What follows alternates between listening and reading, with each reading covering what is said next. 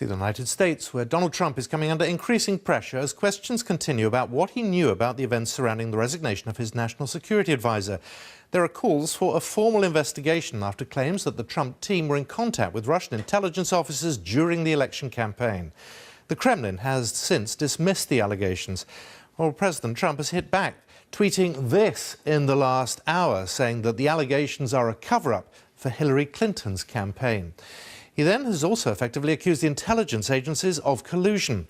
And finally, he branded the intelligence leaks as very un-American.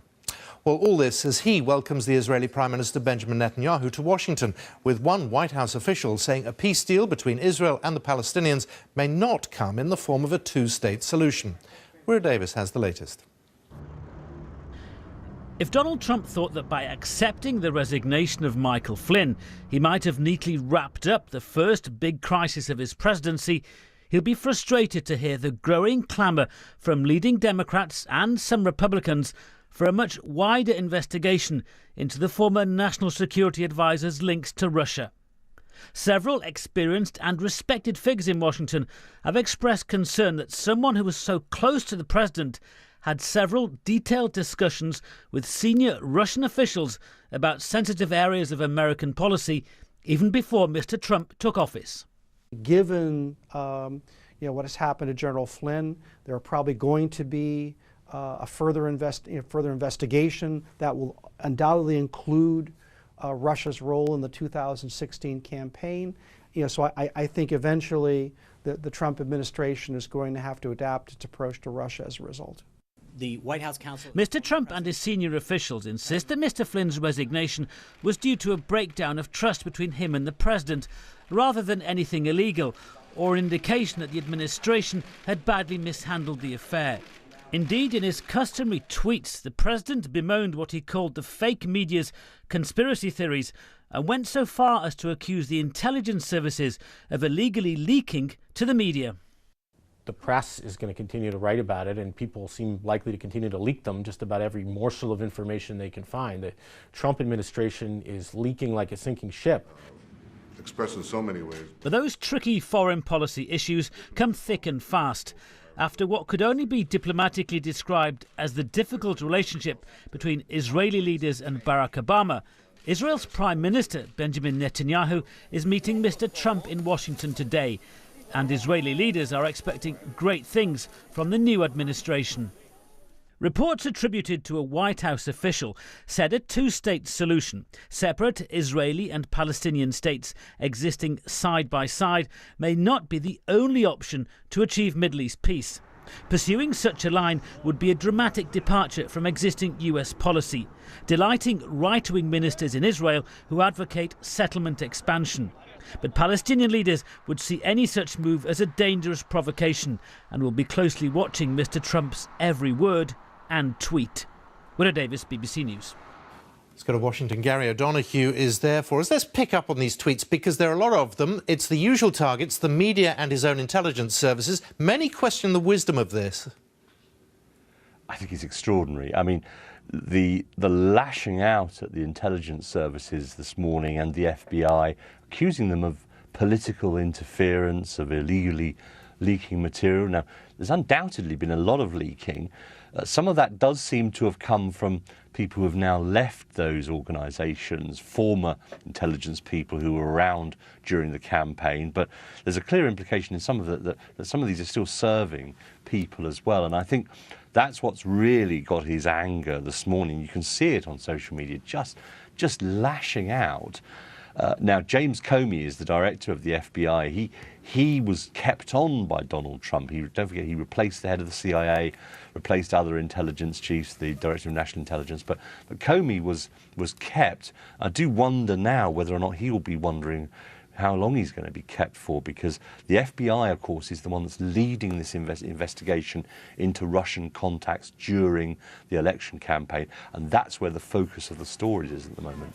Nevertheless, there are questions, and it goes back to that old thing about what the president knew and when he knew it. Yeah, it just takes you back, doesn't it, to the kind of whole Nixon era stuff. Look, what we do know is that the president and the White House were told about the connections between Michael Flynn, the conversations between Michael Flynn and the Russian ambassador talking about sanctions. We do know they knew that back on the 26th of January.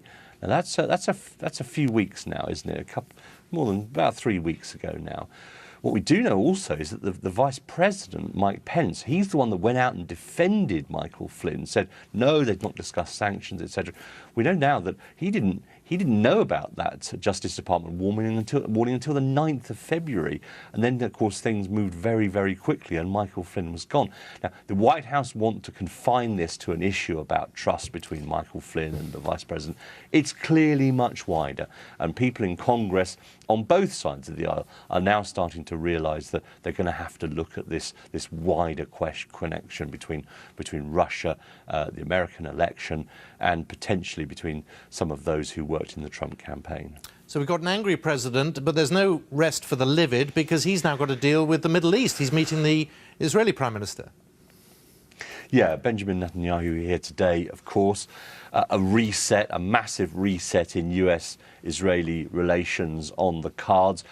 The relationship between Washington and Benjamin Netanyahu under the Obama administration was terrible. They really didn't like one another at all. The peace process had run into the sand a couple of years ago. Nothing was happening, basically. So looking for a reset. I think this administration is still working out what its policy is.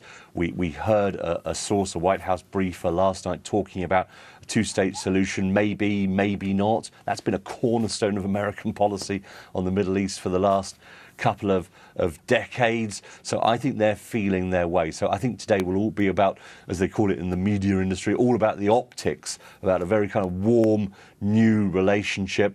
A bit of noise about Iran, of course, on which they can agree. But I don't think you'll hear anything concrete today about what a sort of new Israeli-Palestinian peace process will look like at this stage. Gary, thank you very much. Well, let's go to Johnny Diamond now, who's in Jerusalem. Now, there are resets and there are resets. One wonders how it goes down there, the fact that the White House now seems to be thinking away from a two-state solution. Well, Simon, it goes down differently amongst different people. If you're a member of the nationalist or the religious right here in Israel, you are cock-a-hoop over the comments, the unattributed comments from this anonymous White House official, that the two-state solution is not necessarily part of the negotiations that might happen between the Israelis and the Palestinians. If you are part of the majority of Israelis, if you're a Palestinian, if you're part of the wider Arab world, if you're part of the international community, you're probably wondering quite what is going on and whether or not policy is simply being made up on the hoof, because the two-state solution has been the bedrock of negotiations between the Israelis and the Palestinians, guided by outside actors for the past few decades. And just in case we don't remember what it is, it means the Palestinians end up with a state next to the state of Israel, essentially the West Bank and probably the Gaza Strip. Now, if you are, as I say, the religious right, the nationalist right, you say the West Bank is actually part of Greater Israel and you're not going to give it up. But nearly everybody else acknowledges that there's not much point in the Palestinians coming to negotiations unless the two-state solution is the end point. And you have to wonder whether or not the Trump administration, this official, what we hear in a few hours' time, whether or not policy is being made up on the hoof, or if he is acknowledging that the peace process has produced very little peace in the last few decades, and instead it needs a major reset. We'll wait and see. We're going to see a press conference, and I think Gary is right. We'll be looking at the optics, we'll be looking at the chemistry between the two of them, but I'm sure President Trump will be pushed on this critical issue as to what is the end point of negotiations. What will America be pressing the two sides towards? Johnny, until we talk about the optics again, thank you very much.